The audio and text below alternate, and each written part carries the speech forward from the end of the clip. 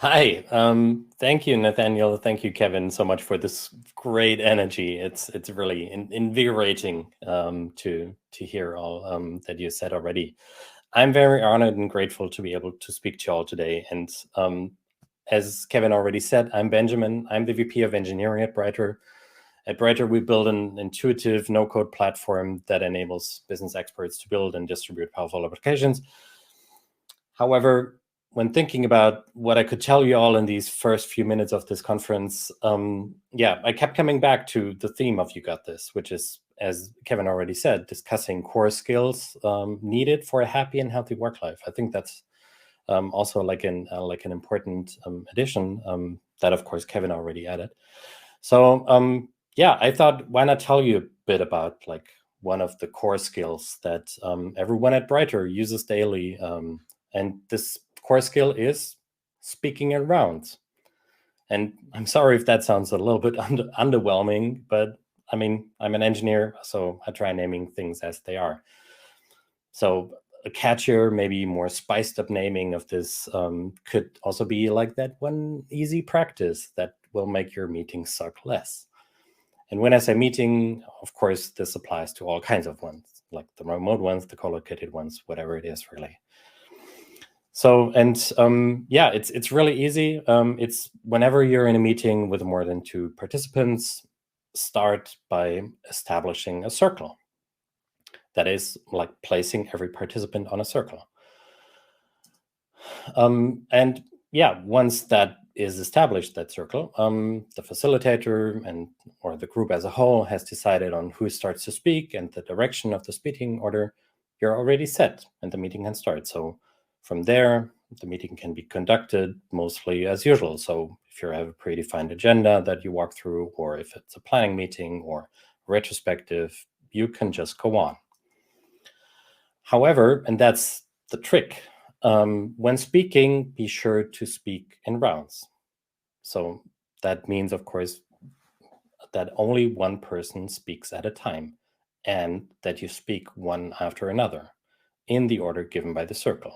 Clockwise, counterclockwise, doesn't matter really. And of course, second very important part, if it's not your turn, don't speak. Instead, wait until it's your turn.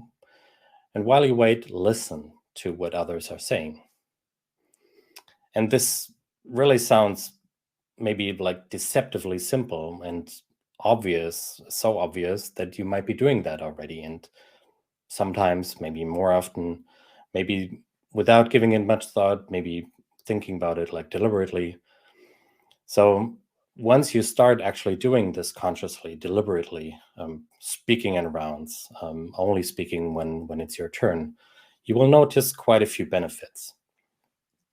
The first one, again, maybe a little bit obvious, is everyone has a voice. So it's not this kind of like highest paid person's opinion that only their voice gets heard, but everyone gets their turn to speak and share their thoughts, their opinions, their reactions, whatever it is that it's being talked about.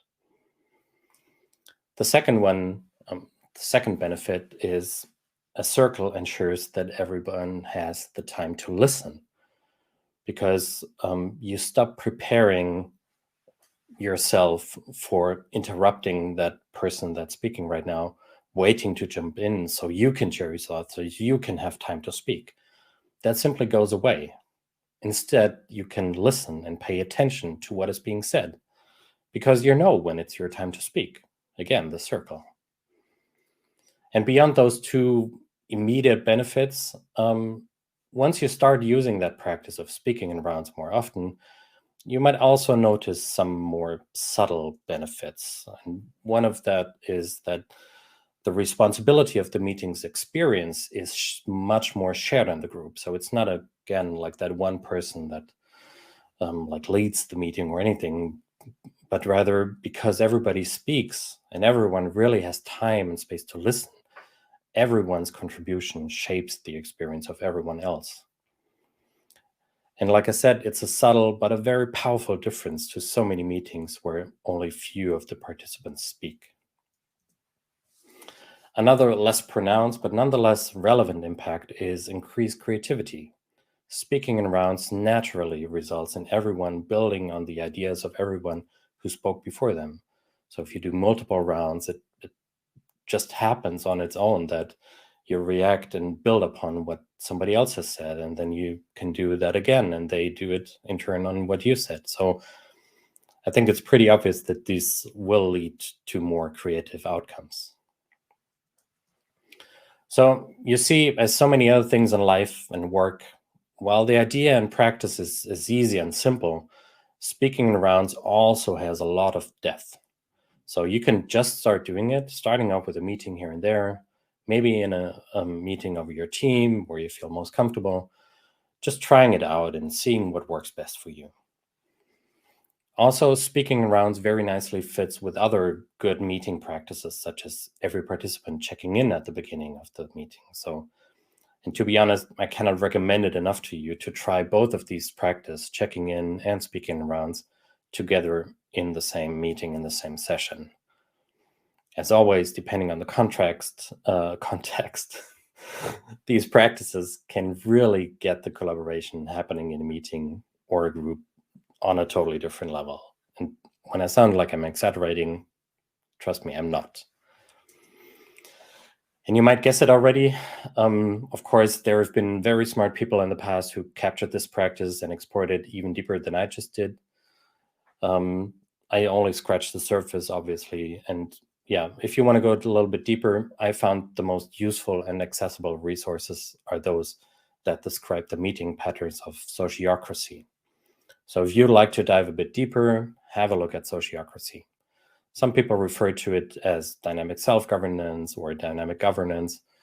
And while in a way it goes back to the 19th century and Auguste Comte, I hope I pronounced that correctly, most of the methods, such as the circle method that I just gave you a glimpse of, really, is most of the methods originated in the 1980s.